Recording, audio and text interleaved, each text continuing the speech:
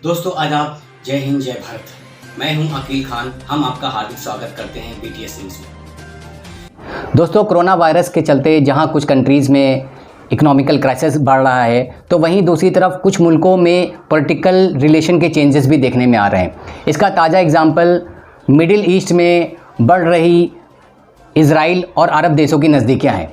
क्या वजह है इन विरोधियों के साथ में आने की? क्या है इसके पीछे का मकसद और क्या ये डील सक्सेसफुल हो पाएगी? इसके बारे में जानने के लिए हम जुड़ रहे हैं शहाबुद्दीन याकूब साहब के साथ। शहाबुद्दीन याकूब साहब मिडिल ईस्ट के मामलों के बहुत अच्छे जानकार हैं। आप जी नेटवर्क के साथ भी अपनी सर्विसेज दे चुके हैं।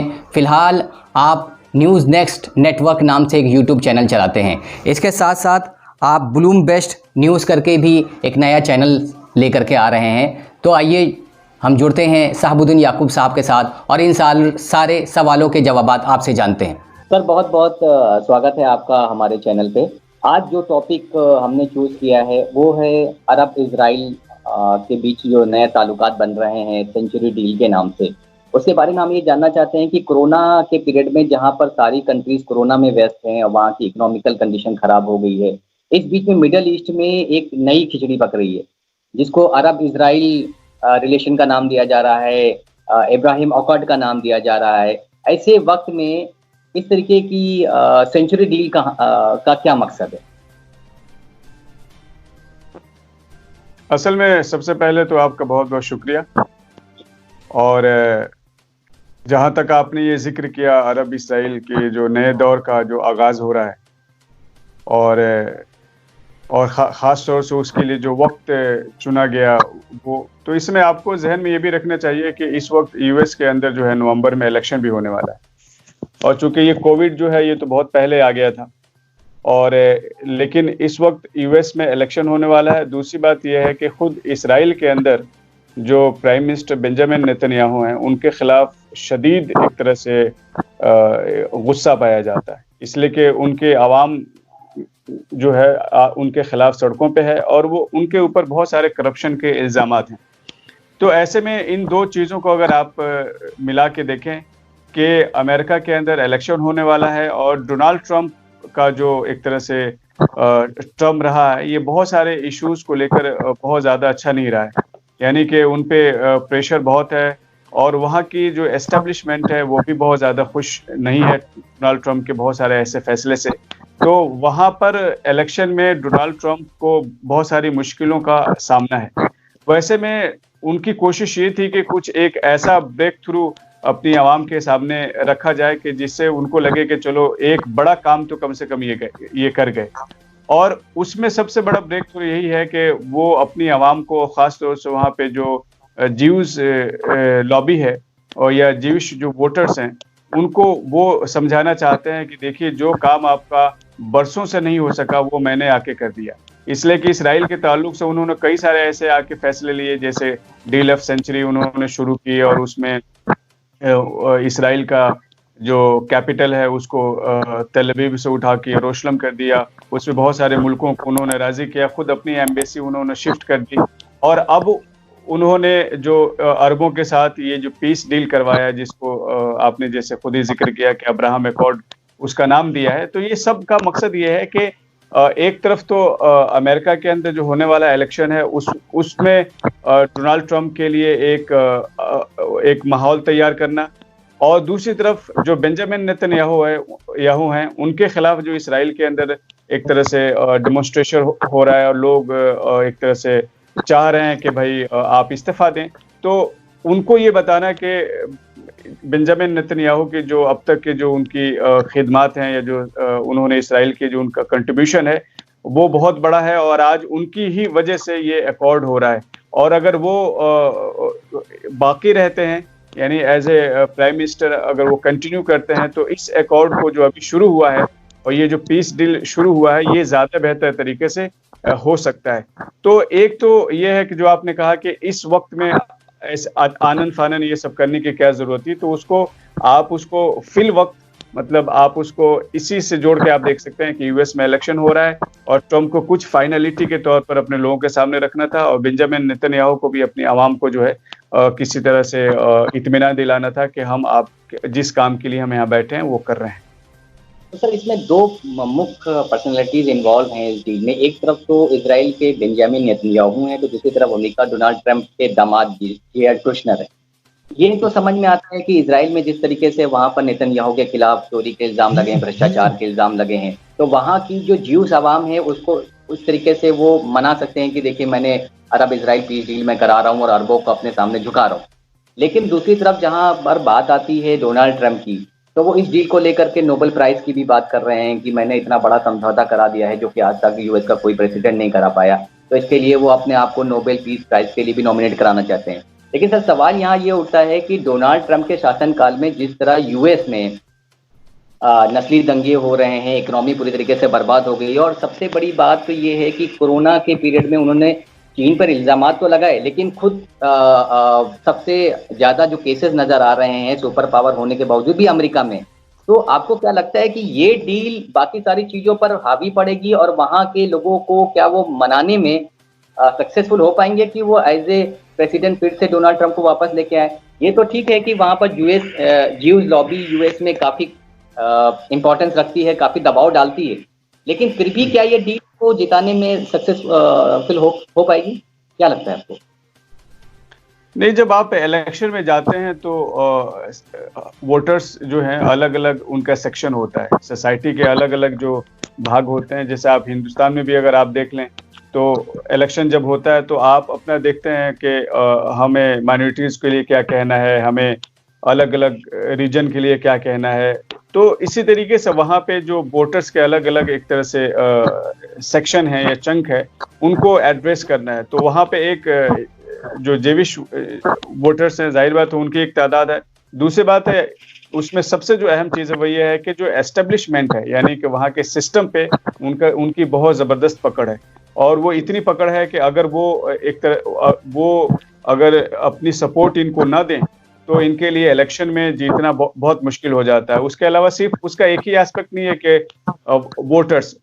वोटिंग से पहले आपको बहुत सारे फंड चाहिए होता है इलेक्शन लड़ने के लिए। वो फंड्स कौन देते हैं? यही लोग देते हैं, इसलिए कि इनके ही ज़्यादातर बिजनेसेस हाउसेज इन्हीं के पास हैं, ये बहुत बिलियनर लोग हैं।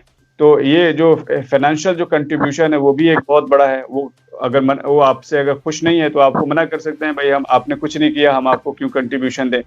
तो ये भी है। उसके अलावा ये है कि सिर्फ यही एजेंडा उनके पास नहीं है, और भी बहुत सारे उनके अपने एजेंडे हैं जो लोकल इश्यूज हैं उसके हिसाब से प्लानिंग कर रहे हैं। लेकिन उसमें से एक ये भी है, इसलिए कि वहाँ के जी तो आप ये कहना चाहते हैं कि ये एजेंडा ला करके वो काफ़ी हद तक उस लॉबी को अपनी तरफ अट्रैक्ट कर सकते हैं, और दूसरी तरफ वो ये भी बता रहे हैं कि जो दूसरे उम्मीदवार हैं यूएस के, उनको भी वो इल्जामात लगाते हैं कि वो काफ़ी बूढ़े हैं और वो एक्टिवली उस तरीके से परफॉर्म नहीं कर पाएंगे जिस तरीके से एक्टिवली इन्होंने अरब इसराइल समझौता करा रहे हैं। इसके अलावा वो चीन को भी घेरने की कोशिश कर रहे हैं। तो आप ये कहना चाहते हैं कि इस तरीके की डील कुछ हद तक उनको फायदा पहुंचा सकती है, और इसके अलावा भी कुछ और भी उनके पास ऑप्शंस हैं जिसके थ्रू वो यूएस इलेक्शन जीतने में उनको हेल्प करेंगे? जी नहीं, जब आप इलेक्शन में जाते हैं तो चूंकि इलेक्शन तो एक मुकाबला है, और आपका जो मद्दे मुकाबिल है, आपके जो सामने है, उसके ताल्लुक से आवाम के अंदर यही आपको कन्फ्यूजन पैदा करना होता है कि भाई ये शख्स अगर इसके हाथ में बागडोर आया तो ये संभाल नहीं सकेंगे। एक तो मुझसे उम्र में भी ज़्यादा हैं, और मैं एक स्ट्रॉन्ग और let's make America great again के ख्वाब के साथ मैं वापस आया हूँ, और मैं एक बहुत ही टफ आदमी हूँ, और देखो मैं दुनिया से किस तरह से चाइना के साथ टफ हूँ और उनको मैं अपनी शर्तों पे लाने की कोशिश कर रहा हूँ। मिडिल ईस्ट में मैंने ये कर दिया, और मैं चूंकि वहाँ की आवाम भी जो है वो बात ये जानती है कि वहाँ का जो एस्टेब्लिशमेंट है उसके इंटरेस्ट बहुत सारे अलग हैं।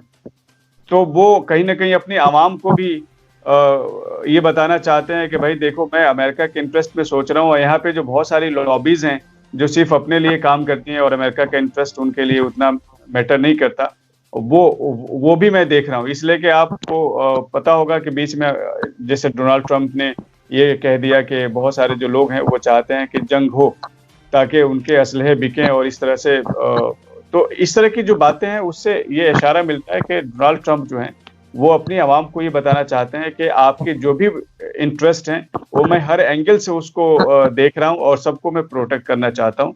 तो जो आप जब इलेक्शन उसमें जाते हैं तो उसमें जाहिर बात है आप दूसरों पे इल्ज़ामात ही लगाते हैं, और अमेरिकन जो सोसाइटी है वो बहुत ही फ्री सोसाइटी है, वहाँ पे लोग इसको उतना बुरा भी नहीं मानते। अच्छा सर, जिस तरीके से वो बता रहे हैं कि इजराइल ने यूएई ने ऑलरेडी एक्सेप्ट कर लिया है इजराइल को, बहरीन ने ना करते हुए उन्होंने भी एक्सेप्ट कर लिया, जबकि ये बहुत बड़ा कदम बहरीन ने उठाया कि हमें पता है कि बहरीन में जो अवाम है वो उसकी अक्सरियत शिया बिरादरी की है, और जो वहाँ पे हुक्मरान है वो सुन्नी है। तो ये बहुत टफ था बहरीन का इजराइल को एक्सेप्ट करना, लेकिन ना करते हुए आखिर उन्होंने ये बोल्ड स्टेप उठाया। अब डोनाल्ड ट्रम्प ये कह रहे हैं कि 3-4 और ममालिक लाइन में लगे हुए हैं इजराइल को एक्सेप्ट करने के लिए। आपको क्या लगता है कि क्या वो सच बोल रहे हैं, और अगर हैं तो वो आपकी नज़र में कौन कौन से मुल्क हो सकते हैं? सऊदी अरब का भी नाम आ रहा है, लेकिन सऊदी अरब आपको लगता है कि नेक्स्ट उन ममालिक में है जो कि अरब इजराइल डील को एक्सेप्ट कर लेंगे? देखिए, वो जहां तक बात है कि नेक्स्ट कौन कौन से मुल्क हो सकते हैं, तो उसमें हतमी नाम तो आप नहीं ले सकते, इसलिए कि चीज़ें वक्त के साथ बदल जाती हैं। यानी एक मुल्क, इसलिए कि जो कुछ भी हो रहा है इसमें जो भी अरब मुल्क इसराइल को इस वक्त एक्सेप्ट कर रहे हैं वो किसी न किसी दबाव के तहत कर रहे हैं, किसी न किसी मजबूरी के तहत कर रहे हैं, वो कोई खुशी से नहीं कर रहे हैं। तो और उसका सबसे बड़ा सबूत यह है कि कुछ दिनों पहले आपने देखा होगा कि बहरैन भी ने ये कहा था कि अभी नहीं, बाद में फिर उन्होंने कर लिया। इसी तरह कुवैत ने ये कहा कि भाई हम सबसे आखिरी मुल्क होंगे जो इसराइल को एक्सेप्ट करेंगे, लेकिन वहाँ भी चीज़ें तब्दील होने लगी हैं। इसी तरीके से सूडान है, वहाँ भी उनके एक मिनिस्टर ने कुछ बयान दे दिया, फिर बाद में उसको उन्होंने बदल दिया। तो अभी इसी तरह ओमान है, तो अब वो ये उनकी कोशिशें तो चल रही हैं, और वो सबके साथ वो एंगेज हैं, सबको एंगेज करके रखा है, सबके साथ वो बातें कर रहे हैं। अब उसमें से कौन किस टर्म पे और किस शराइत पे उनके साथ मान जाता है, उसको अपना क्या इंटरेस्ट दिखता है, तो ये तो आने वाले वक्त में हम देखेंगे कि कौन और से मुल्क हैं। उनका नाम लेकर अभी से गेस करना ठीक नहीं है। बाकी है कि जहाँ तक सऊदी अरब का मामला है, तो सऊदी अरब खित्ते का चूँकि एक बड़ा मुल्क है, और आप ये कह सकते हैं कि अरब वर्ल्ड के अंदर अगर कुछ भी होता है तो उसमें सऊदी अरब का कुछ न कुछ दखल होता है। लेकिन इस वक्त सऊदी अरब में चूंकि किंग सलमान अभी मौजूद हैं, और किंग सलमान की जो पीढ़ी है वो अपने शर्तों पे इसराइल के साथ किसी भी तरह का एग्रीमेंट करना चाहती है। तो अगरचे सऊदी अरब के अंदर अभी वो लॉबी भी मौजूद है मोहम्मद बिन सलमान के विजन को सपोर्ट करने वाली, लेकिन इस वाले मुद्दे पे अभी उनके लिए बहुत मुश्किल है। उसकी वजह यह है कि इस वक्त सऊदी अरब के अंदर जो खुद उनकी आवाम जो है उनके अंदर बहुत बेदारी है, और वो हर एक चीज़ को, एक्शन को बड़ा ही बगौर देख रहे हैं।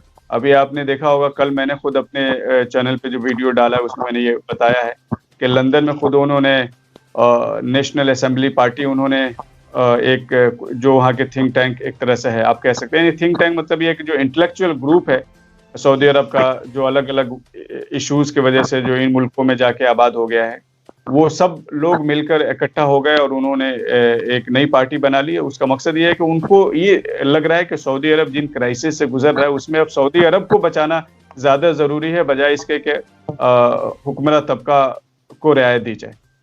इसी पॉइंट से रिलेटेड सर सवाल एक ये खड़ा होता है कि अब ये जो इस तरीके की विपक्षी पार्टी जो आपने बताया कि अपोजिशन पार्टी पहली बार जो है सऊदी अरब में बन रही है, क्या ये एक सोची समझी साजिश नहीं हो सकती है कि इस तरीके से सऊदी के हुक्मरान के सामने एक तरीके के एक अपोजिट पार्टी खड़ी की जाए और इससे उनको दबाव में लिया जाए? जिस तरीके से ये भी देखा जा रहा है कि कुछ दिन पहले सऊदी अरब पे ये इल्ज़ाम लगाया गया है कि चाइना की मदद से वो अपने यहाँ एटम बम बना रहे हैं, परमाणु हथियार बना रहे हैं। तो क्या ये टूल्स नहीं हो सकते हैं सऊदी अरब को प्रेशराइज करने के लिए कि अगर आपने हमारी शर्तों को नहीं माना तो या तो हम आपके अगेंस्ट में कोई अपोजिशन पार्टी बना देंगे, उसके बाद आपकी हुकूमत खतरे में आ जाएगी, या इस तरीके के इल्ज़ाम लगाएंगे कि आप परमाणु बम बना रहे हैं वो भी चाइना की मदद से। तो एक तीर से दो निशाने लगेंगे, एक तो प्रेशर पड़ेगा सऊदी अरब के ऊपर कि वो अरब इजराइल डील को एक्सेप्ट करे, दूसरा चाइना को भी हम एक तरीके से प्रेशर टैक्टिक्स में लेंगे कि आप सऊदी अरब की मदद कर रहे हो एटम बम बनाने के लिए। आपको लगता है कि ये एक तरीके की प्रेशर टैक्टिक्स भी हो सकती है, और एक बार अगर सऊदी अरब ने अगर कबूल कर लिया तो बाकी के सारे अरब ममालिक तो धीरे धीरे फटाफट आ जाएंगे? ये सब इंटरनेशनल अफेयर्स में ये सब चीज़ें चलती हैं, जो ये ममालिक हैं ये सब ये जानते हैं। ये प्रेशर टैक्टिक्स जो आप कह रहे हैं ये हर जगह होता है, लेकिन ये उनकी क़यादत पर मुनहसिर है कि वो प्रेशर में आते हैं या नहीं आते हैं। तो ये कोई बड़ी और कोई नई चीज़ नहीं है, ये सब मुल्कों के रिलेशनशिप में ये सब चलता है और सबको पता होता है। आपको ये देखना होता है कि मैं किसी दबाव में कहाँ तक झुक सकता हूँ, मैं इंटरनली कितना मजबूत हूँ, मैं कितना रेजिस्ट कर सकता हूँ। तो ये तो आप आने वाले वक्त पे छोड़ दीजिए। लेकिन यह है कि जो भी चीज़ें इस वक्त दुनिया में चल रही हैं, इस वक्त सब यही चल रहे हैं, एक मुल्क दूसरे मुल्क के खिलाफ साजिश कर रहे हैं, हर मुल्क को अपने इंटरेस्ट की पड़ी हुई है।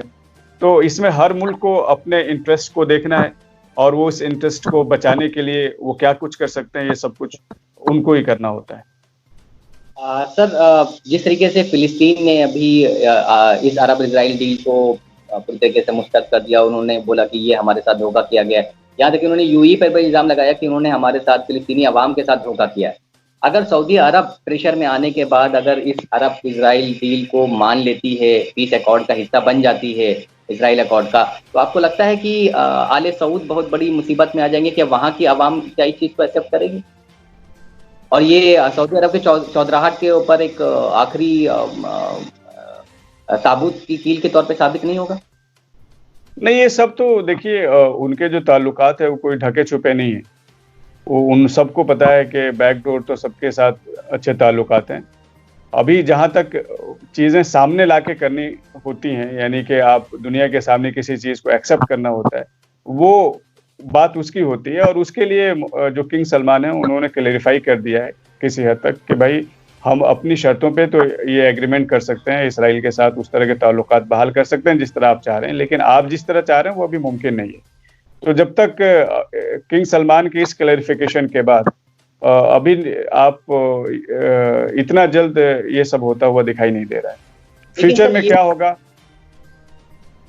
लेकिन सर, ये तो हकीकत है कि ये कोई नए ताल्लुकात नहीं है। इस तरीके के ढके छुपे ताल्लुकात इन मुल्कों के बीच में पहले से चल रहे थे। लेकिन ये है कि क्योंकि यूएस में इलेक्शन है, डोनाल्ड ट्रंप किसी तरीके से उसको जीतना चाहते हैं, तो ये मंजर आम पे लाने का वक्त आ गया है और अभी इसको मंजर आम पे लाया जा रहा है।